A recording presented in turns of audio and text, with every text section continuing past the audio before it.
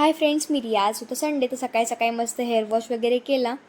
त्यानंतर मी आणि प्रिशा निघालो. थोडं सिटीमध्ये थोडं काम होतं आणि थोडं वेंकूच्या फोटोशूटसाठी पण सामान घ्यायचं होतं. मग डेकोरेशनचं पहिले सर्व सामान वगैरे घेतलं.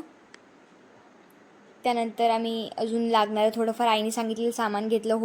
मग आईने होळीचं थोडंफार सामान घ्यायला सांगितलं. होळीचंसुद्धा सामान घेतलं. खूप भारी स्टॉल वगैरे लागले होते. नवीन नवीन गोष्टी आल्या होत्या मार्केटमध्ये विकायला. पिचकाऱ्या आल्या होत्या वेगळ्या वेगळ्या. आईने गाठ्या वगैरे घ्यायला सांगितल्या, त्यासुद्धा घेतल्या. कलर्ससुद्धा घेतले आम्ही. इथे पाहू शकता, ही गुलमंडीतली फेमस अशी होळी आहे. ही एकदम मस्त अशी कलर्सनी केलेली आहे.